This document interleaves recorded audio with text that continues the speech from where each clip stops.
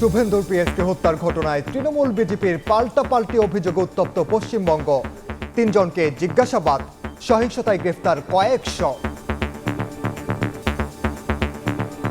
পূর্ব পরিকল্পিত ঠান্ডা মাথায় এই খুন সংগঠিত করা হয়েছে।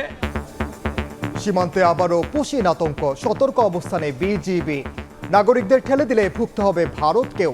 উস্কানিমূলক বক্তব্য পরিহারের পরামর্শ। এটা তো দুই দেশের পারস্পরিক সার্বভৌম সমতার সম্পর্কের প্রতি কোনো শ্রদ্ধাশীল আচরণ না। প্রথমত সীমান্ত সুরক্ষিত করতে হবে। এই জাতীয় কাজ করে তারা পার পাবে না, সেই জিনিসটা তা আমাদেরকে, এই মেসেজটা তাদের কাছে দিতে হবে। দেখছিলেন প্রধান শিরোনাম।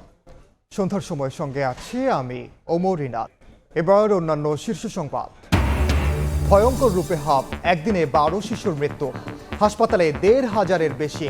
র্যাশ থাকলেও ভর্তি না নেওয়ার অভিযোগ। রোগ প্রতিরোধ ব্যবস্থা ভাঙায় বাড়ছে জটিলতা। বেদখল হওয়া ওয়াকফ সম্পত্তি ফেরানোর নির্দেশ প্রধানমন্ত্রীর। তারেক রহমানের সঙ্গে বৈঠকে দুদক পুনর্গঠন সহ একগুচ্ছ পরামর্শ টিআইবি। আইন শৃঙ্খলার উন্নতি ও পুলিশ গতিশীল হওয়ায় সেনাবাহিনীকে মাঠ থেকে প্রত্যাহারের সিদ্ধান্ত। পর্যায়ক্রমে সব সদস্যকে পাঠানো হবে ব্যারাকে, জানালেন স্বরাষ্ট্রমন্ত্রী। সৌর ও বায়ু বিদ্যুতের উৎপাদন বাড়াতে চায় সরকার। রাজধানীর সব ভবনে সোলার প্যানেল বসানোর পরিকল্পনা। নবায়নযোগ্য জ্বালানির ব্যবহার বাড়াতে জুনে এই নতুন নীতিমালা।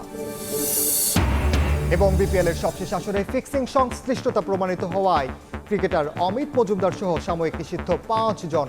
জড়িত নোয়াখালী, চট্টগ্রাম ও সিলেট ফ্র্যাঞ্চাইজির কর্মকর্তারা।